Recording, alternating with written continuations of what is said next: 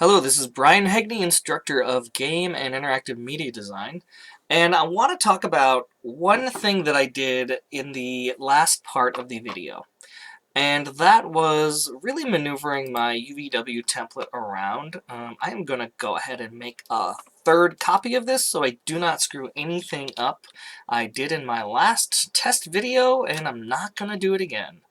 Okay. I'm going to work on this third version. I'm going to go ahead and isolate this so you think it's the only one, haha. And I'm going to talk about my UV template. So I'm going to go to my Unwrap UVW, and I'm going to go to my Open UV editor, and I'm going to mention how there was a lot of things I was doing at the end where I was kind of like rescaling and rotating and rescaling and rotating. I was toggling on the select by element mode so I could select like a single polygon, and it would select the entire island, and I'd like move it around and I'd rotate it, and I'd like try to figure out, why was I rotating it and scaling it and rotating and scaling it? First of all, let me show you something that happens. Let me show you something. Well, no, I'm going to answer the question first, and then I'll come back to this, okay? So I'm going to close this. I'm going to right-click and isolate, and I'm going to show you, oops, I have that other guy in the back, okay. I'm just going to select these two. Come on. Select this guy, and select this. I'm not sure why you're not letting me select multiple things, so I'm just going to select you like this.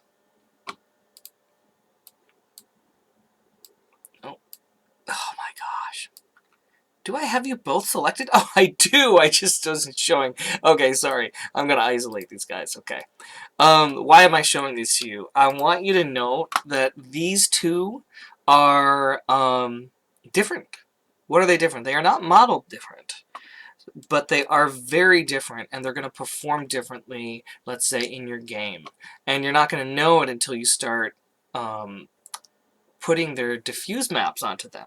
And so I want to show you what they're both going to look like. Right now they're sharing the same material. It's just a dumb brown material. But when I put on, let's say, this one, there, you can see it's got a brown, and it's, you know what, I can actually increase the specularity on that guy too if I want to. There. It's got a brown on it, and it's got this cruddy little face on it, okay? And it is a cruddy little face. And just to see the difference, I'm going to drag on the other material, the second material I made, to the second one I have. And that face is, I think you can tell, let's see, 18, let's give this the same specular, roughly 18. This second face is much better, okay? And I knew that this was going to be much better. We still have some pixelization and aliasing here, but overall, from the same distance, this looks like a piece of garbage on the left, and the one on the right is starting to look much better. Well, why is that? Let's go ahead and go into this Unwrap UVW. And so if I go to the Open UV editor, what part is his head? Well, we can go into polygon selection mode, click on his head, and see it opens up here. Oh, okay. So this is his head. Okay.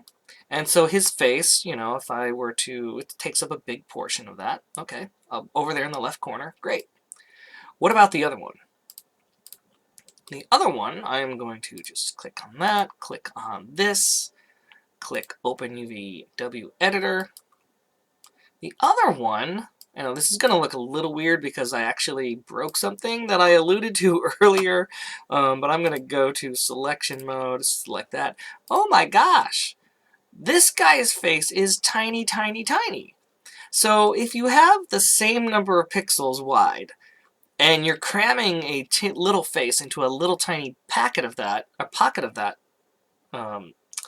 square versus the same size square but your face can be bigger, well, you can guess which is gonna look better in your model, right? And this just has more pixels dedicated to it. In terms of what the Photoshop looks like, this is my Photoshop document for my second picture. That's the UV template, and if I turn the UV template off, you see how big that is. Well, in the first one, look how much smaller that is. Again, I'll turn off the UV editor, right? So you can tell right off the bat that the unwrapping that has a really huge head, well, it's gonna look so much better because there are so many more, oops, there are so many more pixels devoted to each component here, whereas the other one, can I find it? You know, that's just a cruddy little, that's a cruddy little dot. Okay?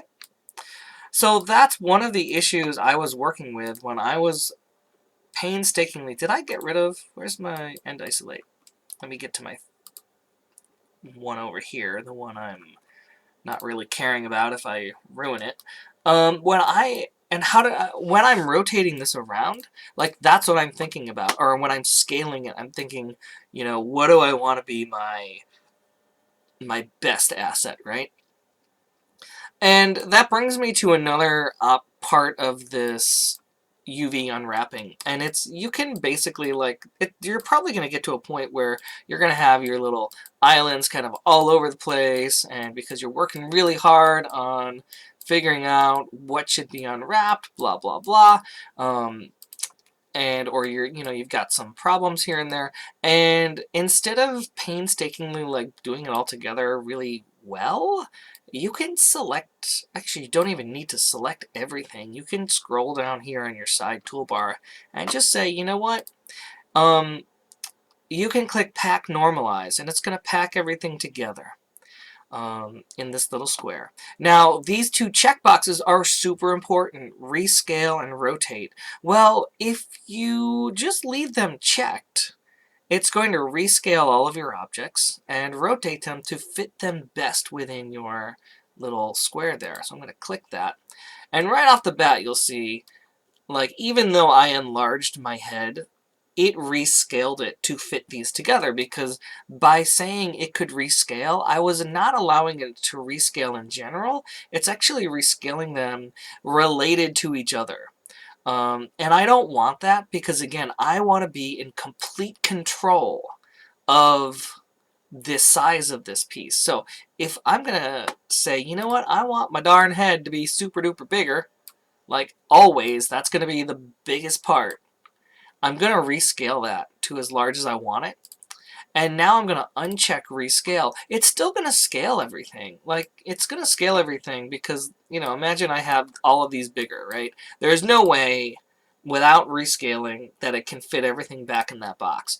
By unchecking rescale, I'm saying, don't you dare change this to be smaller related to all the other parts, okay? So let me repack normalize, and now you can see by doing that, that is really large. But, you know, now I also want my belly to be large because I have this beautiful checkered pattern on it that I want to show as well. And so I'm also going to scale that up, right? And I'm going to, again, pack normalize. Okay, and it does that. Okay, so that's what I was working with at the end of that one video. And you know what? I'm looking at this right now and I'm saying, okay, so that's looking pretty good. I can see that I'm really pushing this terracotta bowl here as being very important, and the head is very important. There's one last little piece of information I need, and that is it didn't do it before when I did this. Let me just make this really big. Repack normalize, yeah. Before when I've done this, it actually wanted to rescale this. I'm surprised it's not doing it. Like, one time it rescaled, or rotated this belly like in this way. Is it going to do that now? I don't think it will. Nope, it's going to rescale it back, or rotate it back. And to an extent, that can be really bad. Oh, this is interesting. Why is it? Okay, there it goes. If your belly here is rotated at all, let's kind of go and look at that. What that's going to look like. Now, in here, it's fine. It's not actually anti-aliasing, or it's not aliasing at all. But it's definitely not a crisp line. And so you can see that, right? It's not a crisp line. And if this is actually rotated, let me go ahead and click normalize. There we go. if it is, that is, I guess it's not as crisp either. Darn it, I was hoping we would see some pixelization. But it's kind of a similar thing to the scaling issue. I want my lines that are going to be perfectly straight to be perfectly straight. And so what I'm going to do is set up another variation of this on the other one, and I will pause this and be right back. Okay, and so here is the reason why we rotate our straight elements to be straight in our UV template, because this line that is actually straight in our Photoshop document, I'm going to kind of click this here, this is what it looks like in Photoshop. Now, it's pixelized here because it's rotated, but this is a smart object. I'm going to double click into that smart object to show you. This is, well, I hate the show. Turn off pixel grid. It's kind of a straight line, and I'm using the same exact image in both layers. But because it's rotated and computers work in pixels, it's stepping up, and this is aliasing. It is pixelized information that in this version, when the same exact image is rotated almost properly, your straight pixels or your lines that are going to go across pixels, if this was going to stop at exactly this pixel, well, it's going to look much better on our, whoops, different interface, going across. So here's this pixelized version where it's rotated in the UV template. And here's the version where it's not rotated. So you can see a little bit of that difference. Again, that's super important for our unwrapping.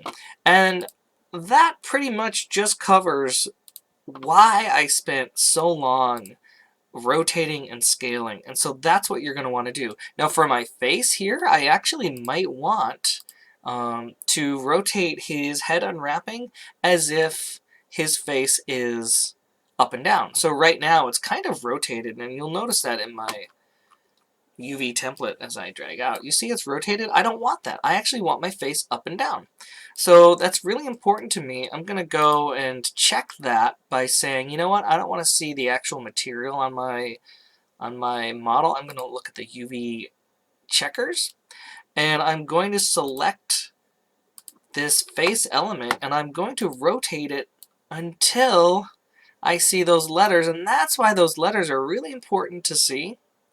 It's because I want to know when is my model, when are the textures on it going straight up and down. And pretty much right here is when it's doing that. For this one, it's actually going across pretty well. And I'd probably want to do that for all of these, especially for that. For the arms and legs, it's slightly different, but still kind of the same. And the other thing I'm going to do is rotate just so that I'm working in Photoshop. Like when I work in Photoshop, I kind of want my elements to be understandable. So I want to know where my, let's turn this on. Like I want to know where my legs are and where my arms are and have them make sense, right? So I'm probably going to redo my UV layout even from here by rotating and scaling what's important.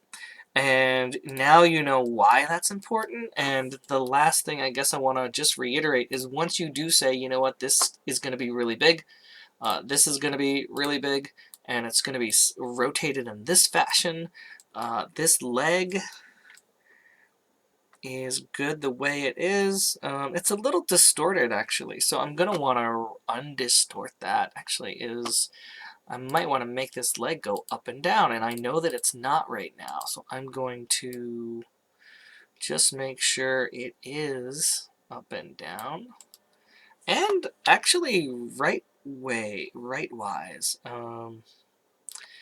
and not distorted. And so those right now I can tell are slightly distorted.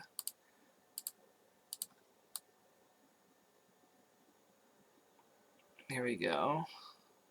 Now the leg is a little odd, so it's gonna be a little distorted. But for the most part, that's it. And then of course, you pack normalize by unchecking rescale and rotate. And that's it. Okay, bye.